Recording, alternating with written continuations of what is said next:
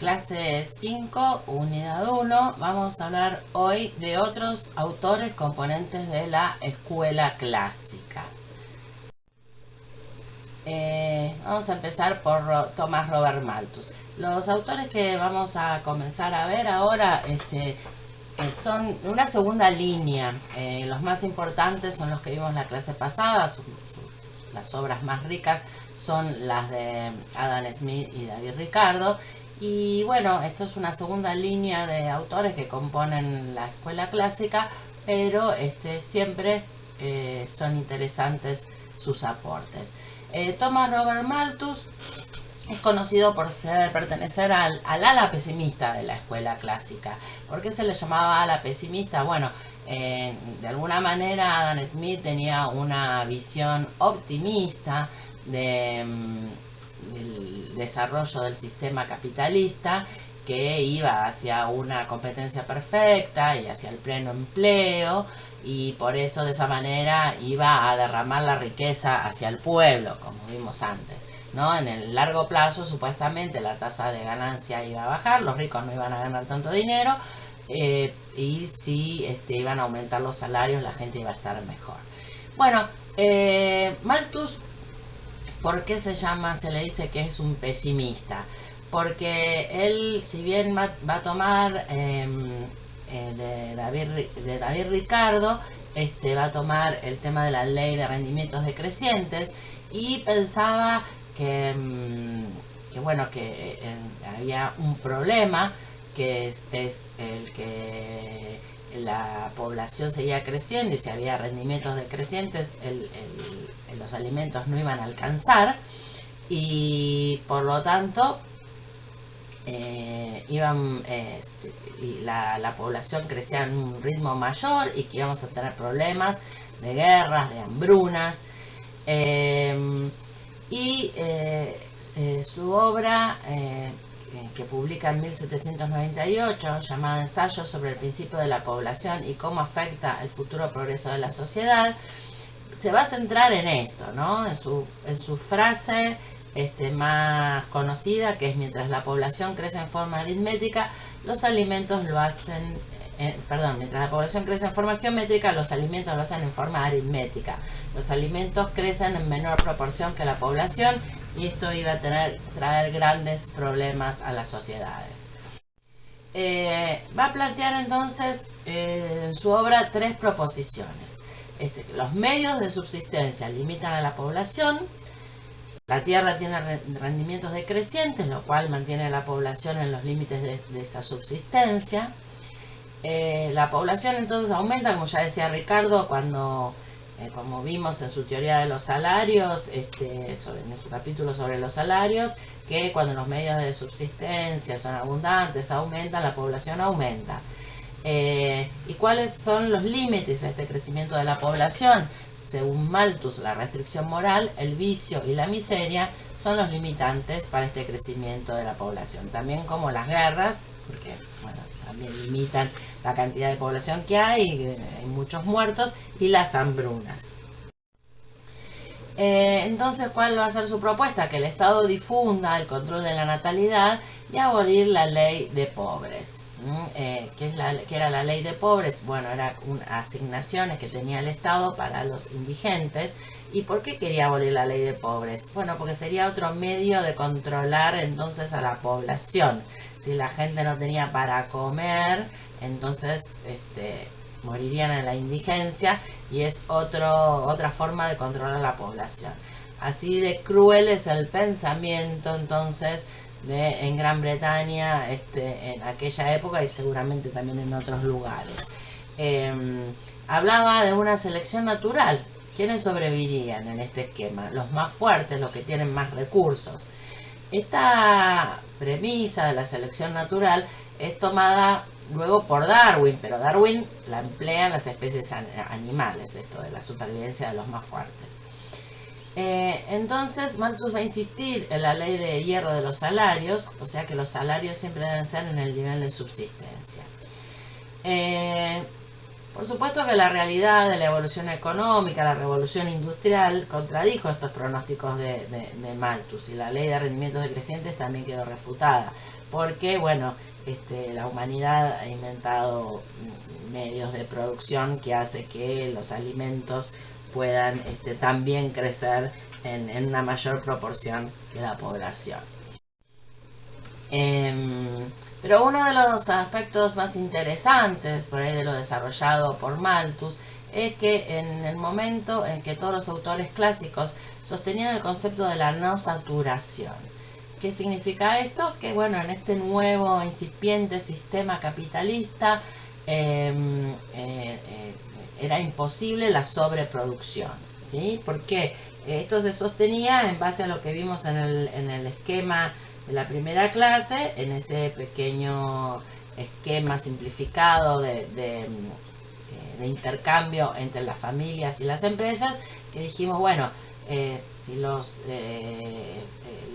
recursos productivos son o sea, los factores de la producción son entregados a las empresas remuneran a los factores de la producción, y esos ingresos son totalmente consumidos, o sea, en la compra de bienes y servicios, no sería imposible que hubiera sobreproducción, porque todo es el mismo monto, el del producto, que el de los ingresos. Si todo el ingreso es gastado en la compra de bienes, se comprarán todos los bienes producidos. Tampoco era concebible que hubiera una acumulación de capital que excediera lo necesario para la producción, o sea, que quedaran maquinarias sin utilizar, que hubiera capacidad ociosa. Por lo que la acumulación continua de capital se iba a ir dando, se iba a ir reinvirtiendo, como pensaba Adam Smith, por ejemplo. Bueno, este razonamiento aprobaba obviamente el funcionamiento del capitalismo, y de alguna manera dejaba de lado a aquellos consumidores improductivos, porque bueno, ahora lo importante eran todos los que participaban en este sistema productivo del capitalismo. Los consumidores improductivos que habían tenido un papel importante durante la antigüedad, en el feudalismo, en el antiguo orden social. Bueno, entonces decíamos que Malthus, en esa época de vigencia de la no saturación en el sistema, él va a estar en contra de esta teoría, y de alguna manera va a defender al consumidor improductivo, porque según Malthus la producción dependía de la existencia de una demanda efectiva. El consumidor improductivo, entonces, es el que permite que la demanda siga siendo efectiva, o sea que personas o recursos externos a este circuito cerrado de producción industrial tienen que completar con sus ingresos la demanda.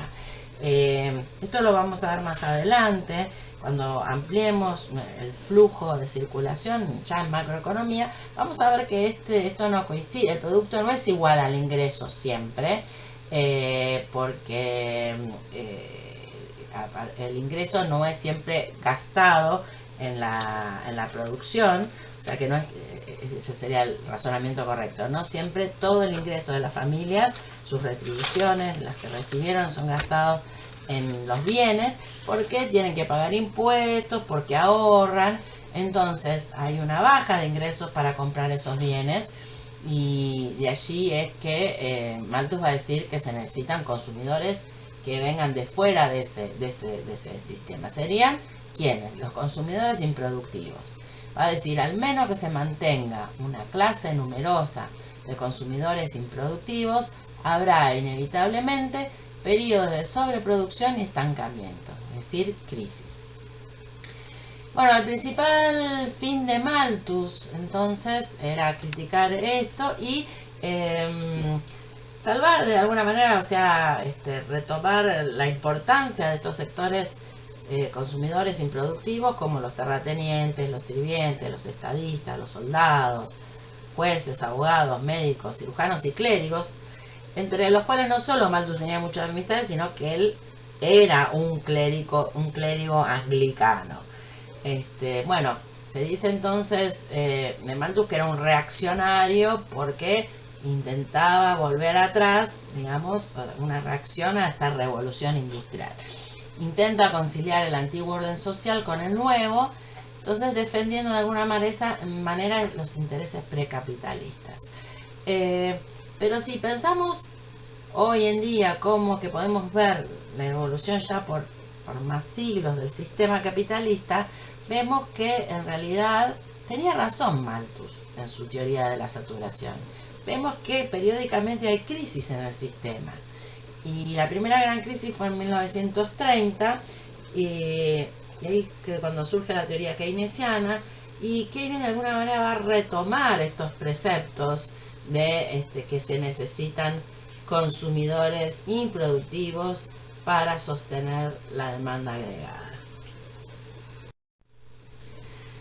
Bueno, otro autor que vamos a ver en este caso es un francés. No vemos muchos franceses, en general todo el resto de la escuela clásica los autores son ingleses. Jean-Baptiste Say, fue el autor del Tratado de Economía Política. Bueno, tiene una frase, ¿no?, que lo lleva a la fama, digamos, lo que más conocen los economistas. Si hablamos de Say, ¿qué decimos? Bueno, la ley de Say. Toda oferta crea su propia demanda, ¿no? Que es precisamente lo que hablábamos recién, la teoría de la no saturación. Cree que toda oferta, al retribuir a los factores de la producción, está generando ingresos para que se compren todos los bienes, o sea, generando la demanda. Es un clásico que se va a apartar de la teoría del valor-trabajo que mantiene el resto de los autores y que señala entonces a la utilidad como determinante del valor. Va a decir que el valor de un bien va a depender de la escasez relativa y de la utilidad que le otorga el consumidor. Esta es la teoría subjetiva del valor que hablamos la primera clase en las nociones introductorias. Es la teoría contrapuesta a la objetiva, que es la del valor. En este caso le está dando entonces un poder importante a los consumidores contra la visión del trabajo, que muchos pensamos que en realidad era sacar del centro de la escena al trabajo, que es como generador de valor, porque si no iba a tener un rol muy importante y eso no convenía a los capitalistas. Entonces se iba a decir que el valor de cambio es la expresión cuantitativa de estimaciones subjetivas de utilidad, ¿no? Y esto va a ser el punto de partida de lo que vamos a ver luego en microeconomía, que es la teoría del consumidor. Incluso la mayoría de los manuales comienzan por la teoría del consumidor antes que hablar de la producción. Bueno, también entonces en este sentido va a decir que el costo de producción influye en el precio solo a través de los cambios en la oferta. O sea, si los costos suben va a haber menos oferta.